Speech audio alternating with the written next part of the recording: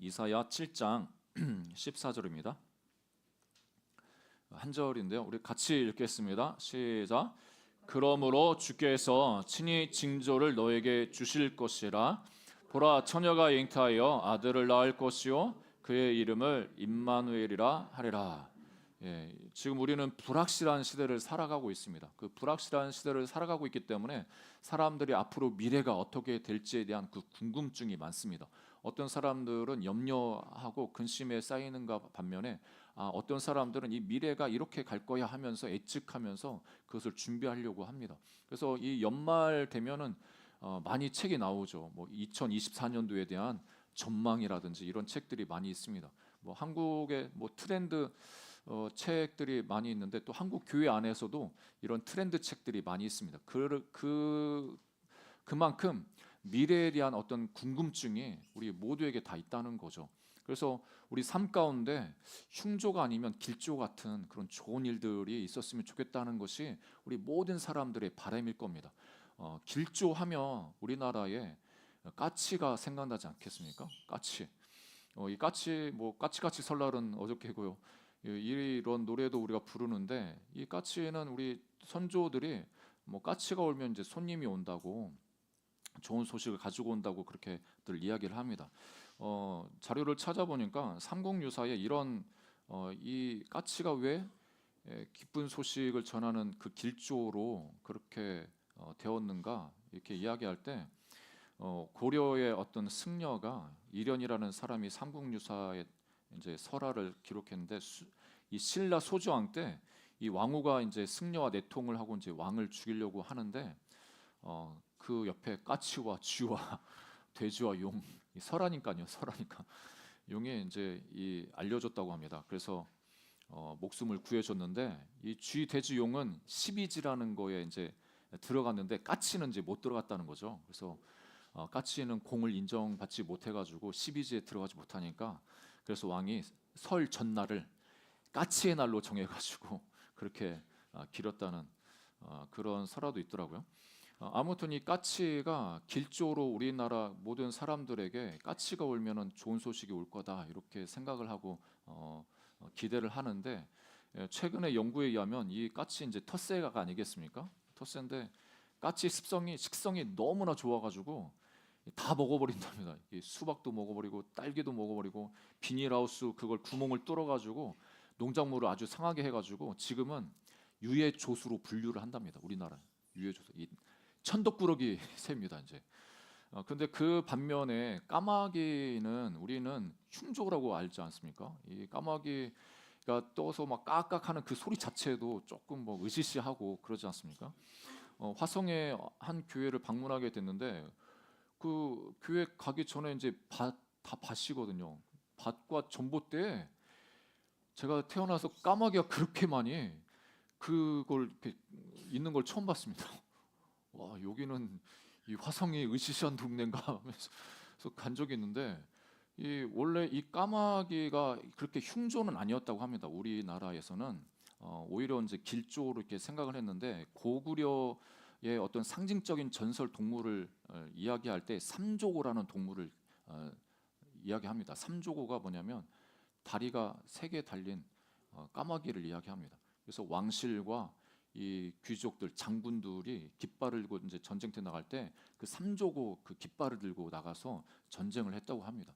그만큼 이 삼조고 이 깃발을 통해서 흉한 어떻게 보면은 좋은 일이 일어날 것들을 기대하면서 그렇게 했죠. 그런데 이제 시간이 지나면서 이 뭐 고려 또 이렇게 조선 시대 지나가면서 이제 전쟁에 대해서는 조금 고구려만큼 어떤 강하게 앞으로 나가서 이렇게 승리를 거두는 그런 것보다는 나라가 조금 쇠퇴해지면서 국방력도 약해지고 또 전쟁에서 많이 지지 않았습니까?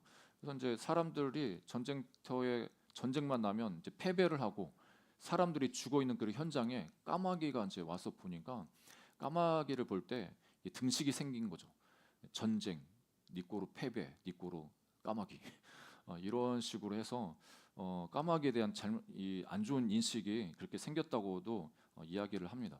그런데 실제로 요즘 까마귀 특성을 세밀하게 연구한 학자들에 의하면 이 까마귀가 흉조가 아니라 길조로 라고 이야기를 합니다. 왜냐하면 이 까마귀가 어미새를 그렇게 성실하게 섬긴다고 합니다. 자기 먹이를 가져다가 어미새, 아기도 아니고 어미한테, 그리고 동생들을 그렇게 잘 극진히 보살핀답니다. 이 까마귀가. 이 조류학자들이 이 까마귀처럼 인류에게 도움이 되는 새가 그렇게 많지 않다고 합니다. 그래서 배설물들은 양질의 거름이 돼가지고 농사에도 도움을 주고, 이 잡집성인 까마귀가 해충을 또 잡아먹어서 자연의 청소부 역할을 한다고 합니다. 그래서 요즘은 까마귀를 길조로 이렇게 본다고들 이야기를 하더라고요. 아무튼 우리가 이렇게 새를 가지고 길조냐 흉조냐 이렇게 이야기하는 것은 미래에 대해서 우리가 뭔가 기대를 하고 좋은 일이 좀 있었으면 좋겠다.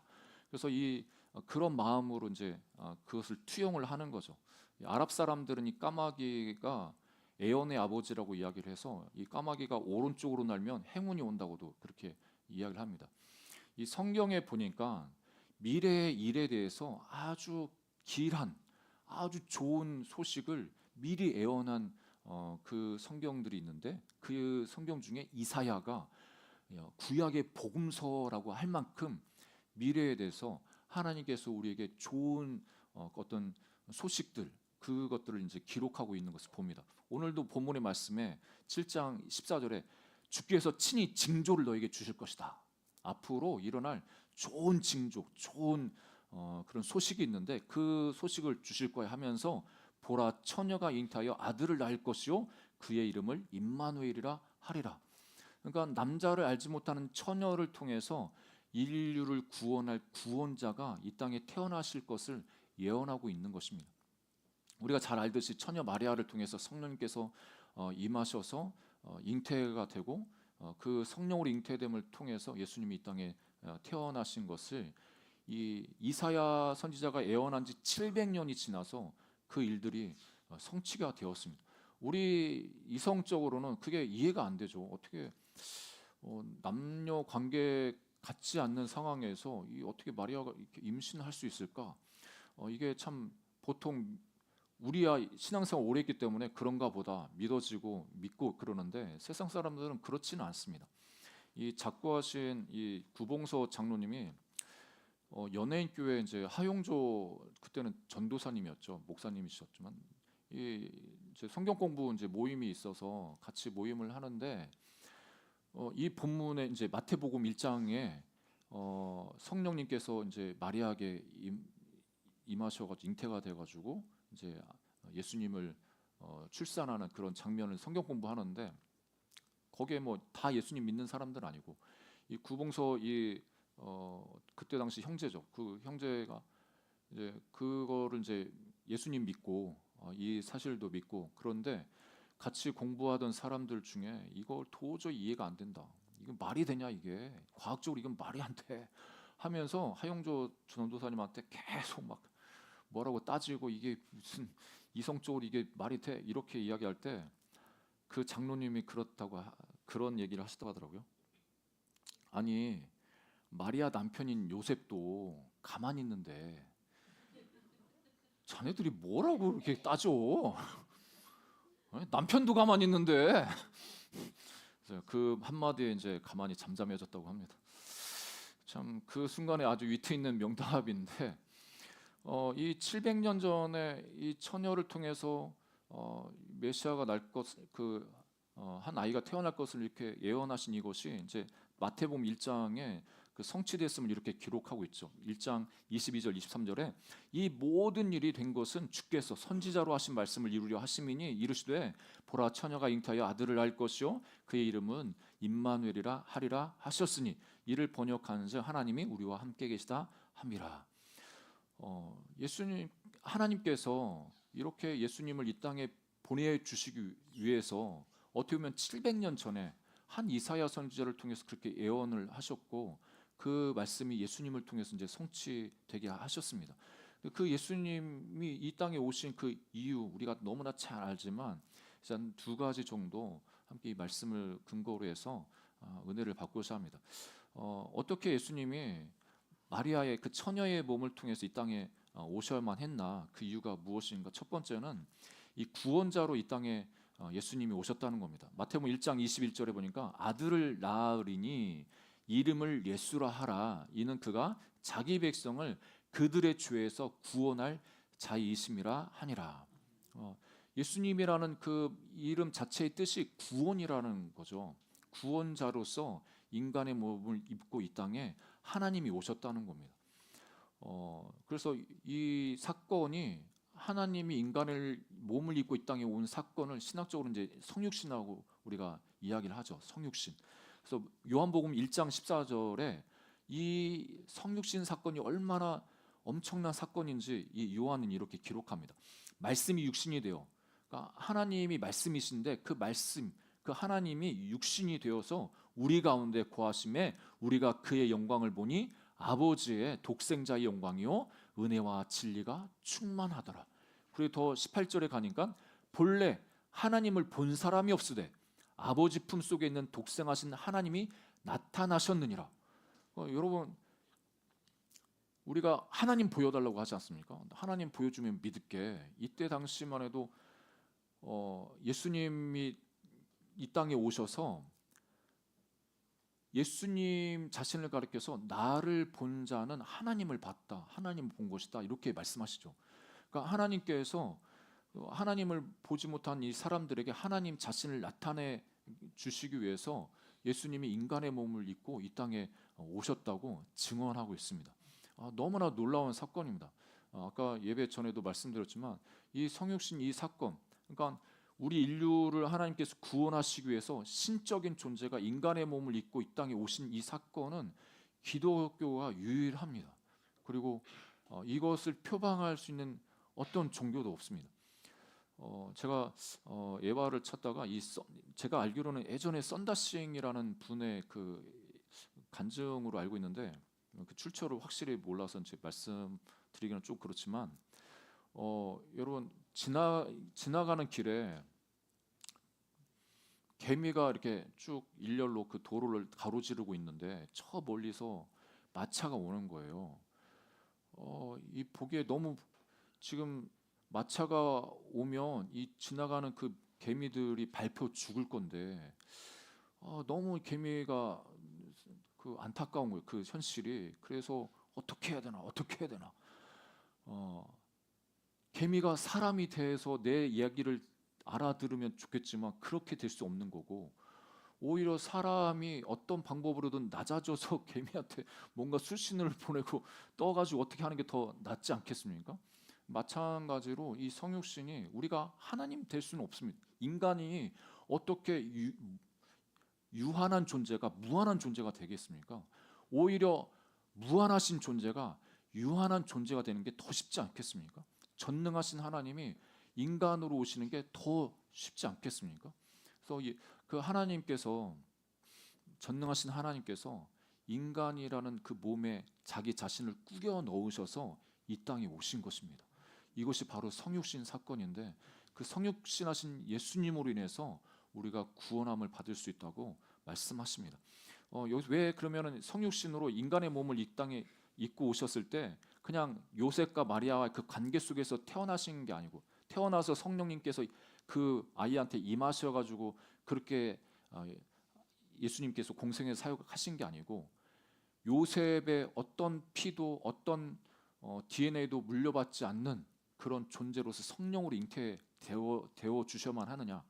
이 구약 시대에 보면은 인간이 하나님께 바치는 이 속죄 제물이 흠과 티가 없는 그런 제물이어만 했습니다. 그래서 인류의 그 죄를 완벽하게 용서해 주시고 또 구원해 주시기 위해서 이 최후의 어떤 속죄 제물이 되기 위해서 예수님께서는 인류의 그 죄성의 DNA를 받지 않는, 영향을 받지 않는 특별한 출생을 하셔야만 했습니다. 그것이 바로 동정녀 탄생의 의미가 되겠습니다. 그래서 예수님께서 이 땅에 오셔서 이 동정녀를 통해서 이 땅에 오심으로 자기 자신이 하나님 앞에서 흠이 없는 그런 제물로 그렇게 하나님 앞에 드려지셨습니다. 그래서 빌립보서 2장 6절 8절에 그것을 말씀하시죠. 그는 근본 하나님의 본체시나 하나님과 동등됨을 취할 것을 여기지 아니하시고 오히려 자기를 비워 종의 형체를 가지사 사람들과 같이 되셨고 사람의 모양으로 나타나사 자기를 낮추시고 죽기까지 복종하셨으니 곧 십자가에 죽으심이라.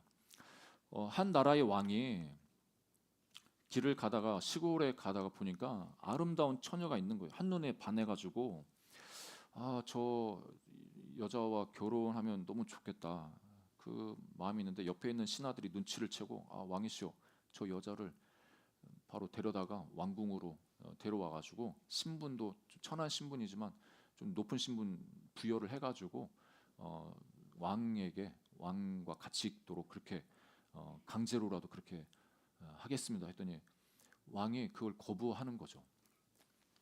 여러 가지 방법으로 이제 왕을 설득하면서 이 사람을 어떻게 만들어 가지고 어떻게든 왕실로 이렇게 끌어들여 가지고 왕과 사랑을 관계 그 교제를 맺을 수 있도록 그렇게 하려고 했습니다. 근데 왕이 원하는 것은 그 사람의 자발적인 사랑이었습니다. 그렇잖아요. 우리가 누군가와 관계를 맺고 교제를 할 때 나는 그 사람을 사랑하는데 그 사람 나를 안 사랑해요. 그래서 내가 억지로 해가지고 날 사랑해 해서 굴복시켜가지고 철저히 굴복시켜서 나한테 그 사람의 사랑을 받아내는 거는 그래서 그런 교제가 일어나는 거는 어떻게 보면은 억지로 할 수 있겠죠. 그렇지만 그 마음의 본심이 아니지 않겠습니까?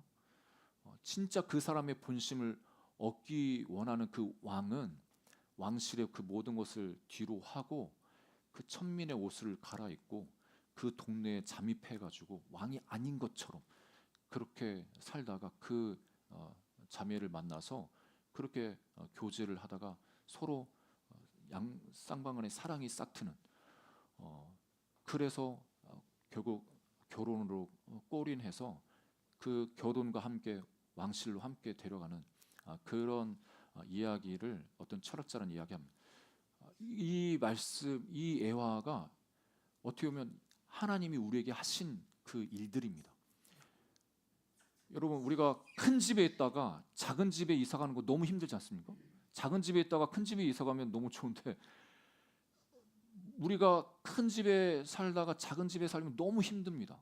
그거 규모도 줄여야 되고 그 범위도 내가 활동할 수 있는 범위도 줄어들고 하나님 편에서 보면 우주 만물을 창조하시고 무소부재하시고 뭐든지 하실 수 있는 그분이 우리 인간이 뭐라고 우리의 자발적인 사랑을 좀 받고 싶고 그런 관계를 맺고 싶어서 자기 자신이 억지로 그 보좌를 버리고 인간의 몸을 입고 이 땅에 오셔서 한 인간 어떻게 보면 한 아기로 태어난 것은 죽을 수 있는 위험도 감수하신 거죠. 그 아이가 어떻게 될지 어떻게 합니까? 헤롯 대왕이 그것을 알고 유대인의 왕이 태어났다고 하니까 다 죽이려고 하지 않았습니까? 그러니까 목숨을 거는 그런 여정들 그 대가집을 다 모든 걸 포기하고 우리를 자발적인 사랑의 관계 가운데 우리를 이끌어 가시기 위해서 우리를 만나 주시기 위해서 그런 희생으로 이 땅에 오셨습니다. 그래서 우리가 하나님을 사랑하는 자발적으로 하나님을 사랑한다. 하나님을 영접하고 주님을 따라간다. 이것은 하나님 편에서 보면 너무나 기쁜 거예요. 하나님이 너무나 기쁜 겁니다.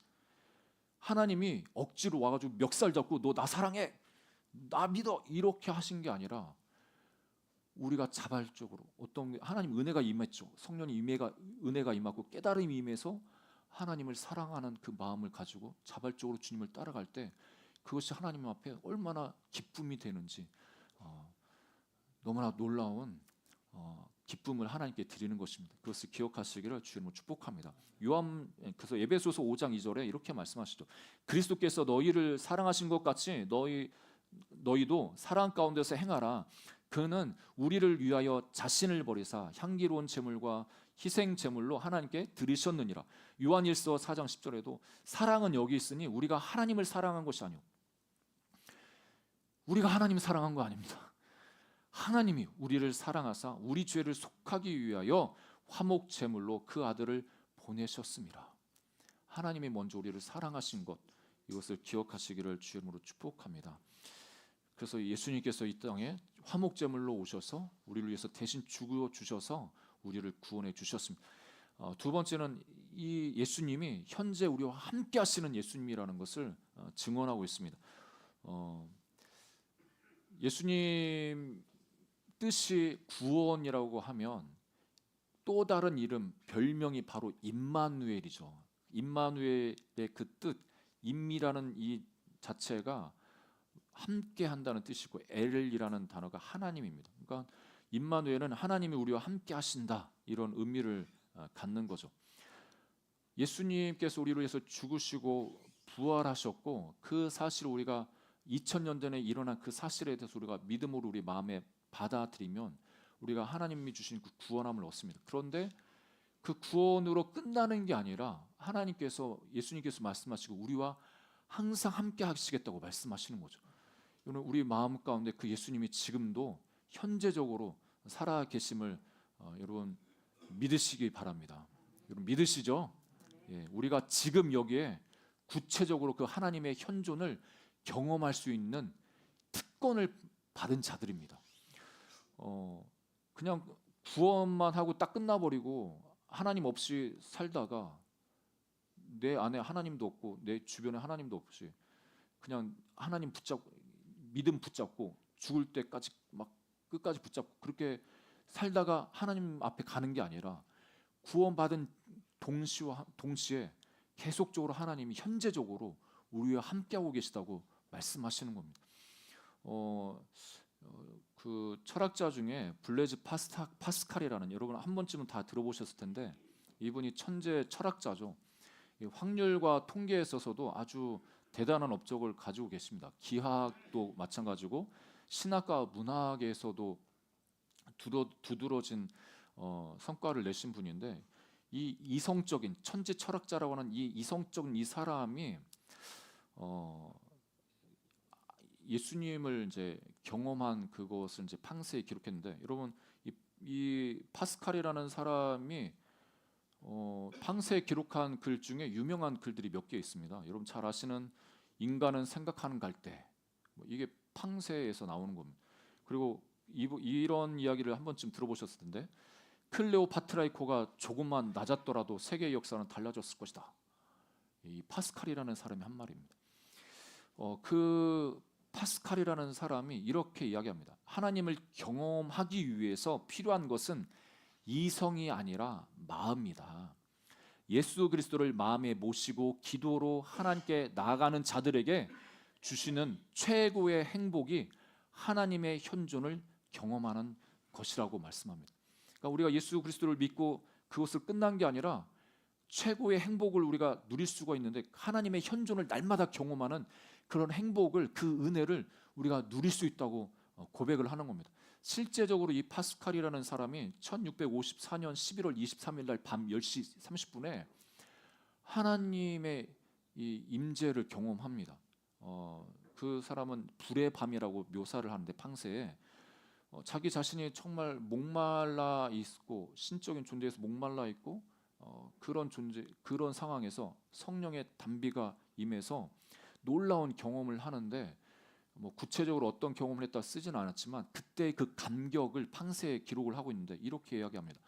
철학자와 학자들의 신이 아니라 아브라함의 하나님, 이삭의 하나님, 야곱의 하나님, 확신, 기쁨, 평화, 예수 그리스도의 하나님, 의로우신 아버지, 세상은 당신을 알지 못하였어도 나는 당신을 알았나이다. 기쁨의 눈물. 영생은 곧 유일하신 참 하나님과 당신이 보내신 자 예수 그리스도를 아는 것이니이다. 예수 그리스도.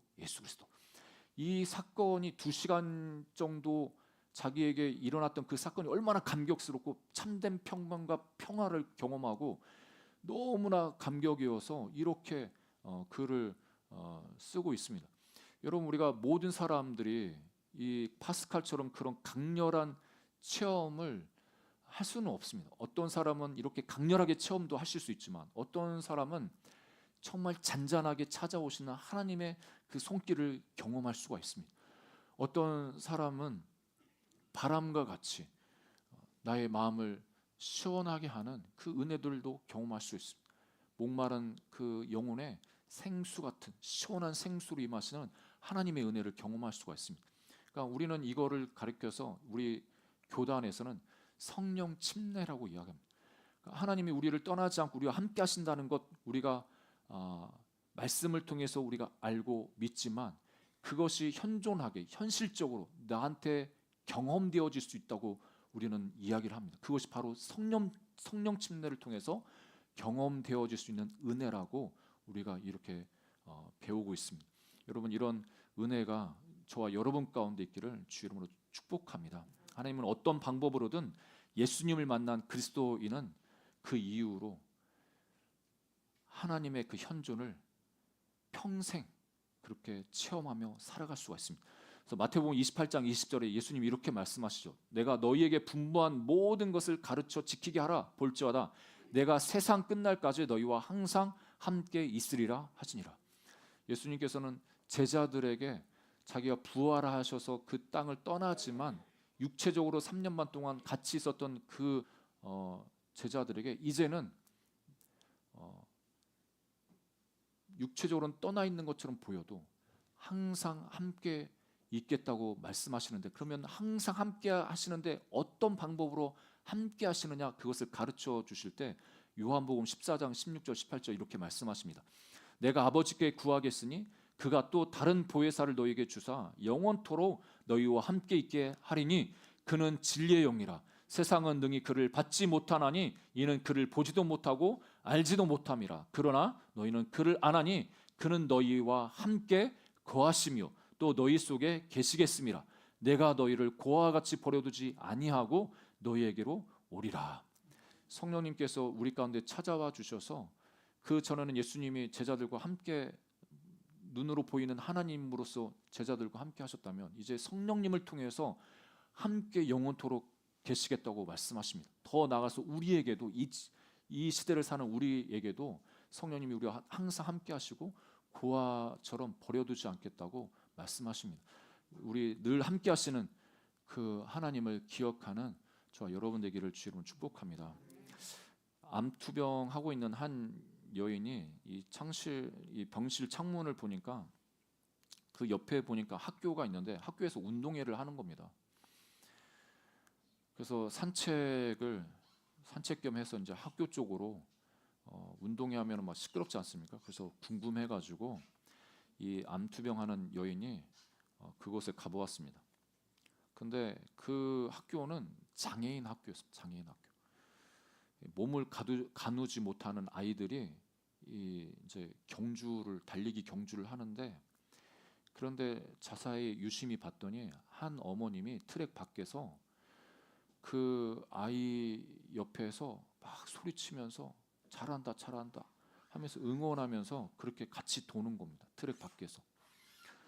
그래서 무사히 그 다리를 절던 학생이 꼬린 지점에 이제 통과를 하고 그 어머님이 등수와 상관없이 그 아이를 꼭 부둥켜 안은 그 모습을 보았습니다. 그래서 너무 감동을 받아서 이제 병실로 돌아와서 자기 딸에게 편지를 썼습니다. 딸아, 오늘 나는 장애인 운동회에서 다리가 불편한 학생 곁에서 엄마가 함께 뛰며 응원하는 모습을 보았단다. 그리고 그것이 바로 나 자신의 모습이라고 생각했단다. 내가 병원에 장기간 입원해서 너를 잘 돌볼 수는 없지만 언제나 너희 곁에서 마음으로 기도하며 너와 함께 뛰고 있단다.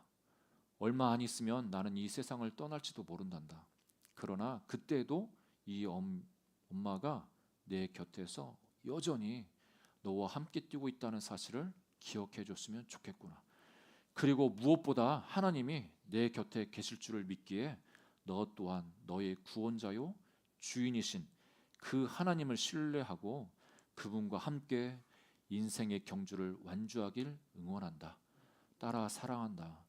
임마누엘의 하나님께 오늘도 너를 부탁한단다.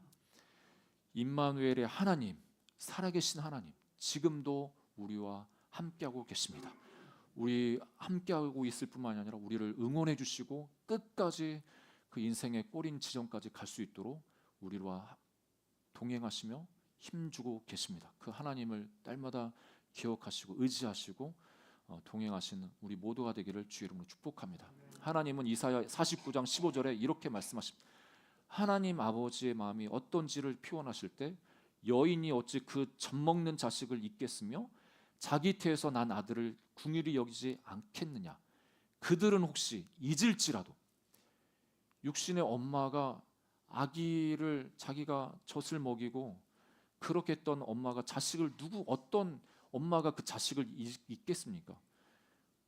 어떤 엄마가 궁일이 여기지 않겠습니까?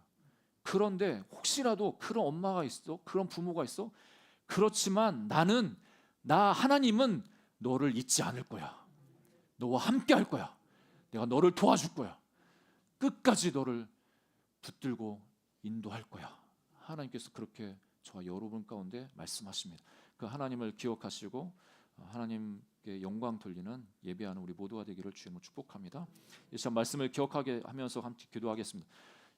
하나님이 인간의 몸을 입고 이 땅에 오셨습니다. 그 모든 것들을 다 버리고 정말 연약한 유한한 존재 인간의 몸을 입고 이 땅에 오셨습니다. 그분이 바로 예수님이십니다. 그 예수님께서 우리를 구원하시기 위해서 자기 자신이 십자가에서 죽기까지 희생을 하셨습니다. 그 희생을 통해 우리는 영원한 하나님 백성 구원받은 자가 되었습니다.